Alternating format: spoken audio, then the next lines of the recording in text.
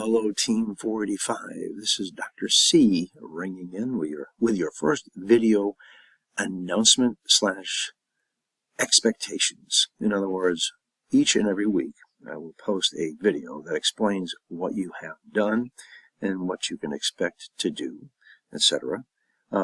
Connecting with me is an imperative. I'm here to help you. I have your backs. I know you're all very busy people.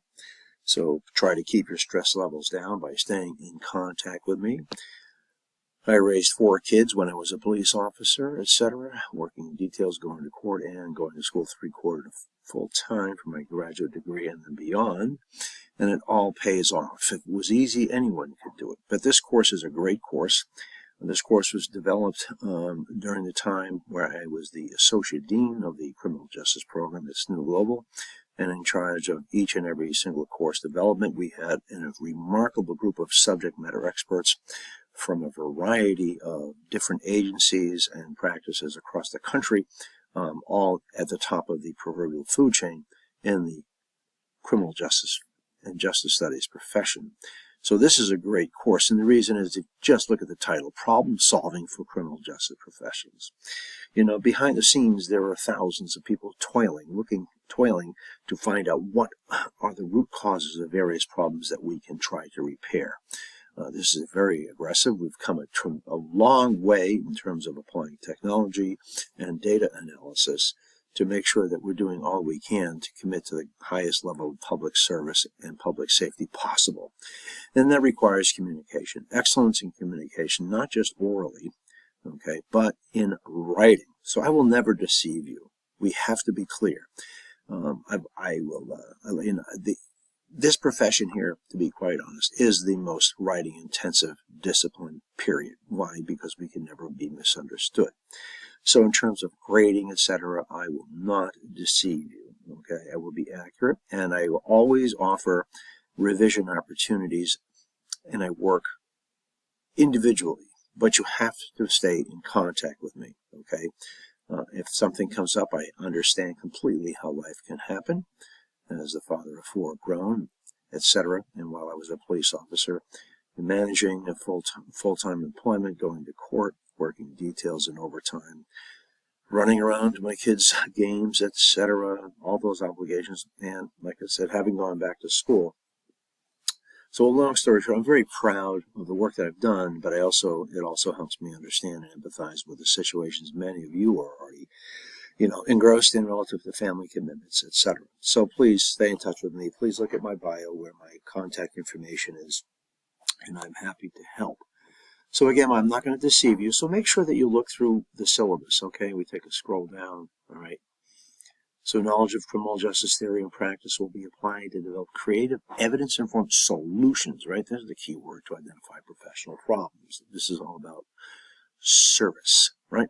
Students will evaluate, we will evaluate potential solutions for feasibility before presenting recommendations to various audiences. I can tell you this categorically, the intellectual and professional capital in the criminal justice field right now is second to none, and you are part of that. Some of you may actually be working in the industry, and please share that with everyone as well. Your experiences do count. Professional experience, wisdom, all those things do count. Course competencies, make sure you look at that. You'll be analyzing, evaluating, and making recommendations. You make sure you have the book. Any issues, let me know. And make sure you scroll all the way down to see what is asked of you in terms of assignments, competency project, assignments, discussions, journals, practice activities, etc. So there's a lot to manage in this course, and it goes quickly. So make sure you plan your time strategically around all of your other obligations, and stay in touch with me.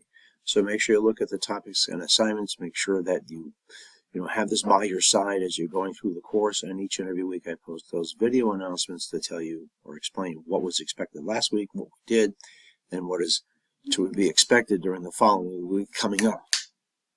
So there's your syllabus. Let's move over to Mod 1, okay, where you have some tremendous resources here. You have a discussion, make sure you scroll through, okay, or scroll down. Did you know that 90% of screen readers don't scroll down. They end up missing something. We're all guilty of that, and it's tough. So make sure you look at that. Make sure you take care of your portfolio. It's a great asset to have. All your work is something you really want to archive and save. You never know when you may want to utilize it again. So make sure that you look at all what is asked of you in a discussion.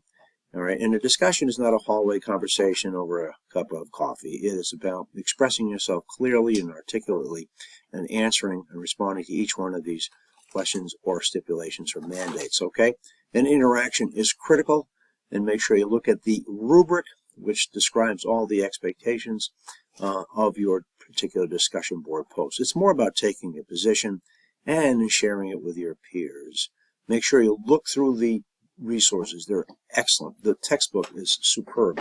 And again, I was the Associate Dean overseeing the development of not just this course, but the entire criminal justice program, which was deployed in 2019. I retired from my position in February of 2023, but I remain with Southern New Hampshire University Global as an instructor and subject matter expert. So I'm happy to remain here. This is one of the best online schools you'll ever find, and I have your back, so just keep that in mind. So make sure you look at the practice activities. So this is what's expected in Mod 1, okay? Watch for more announcements and don't hesitate to reach out.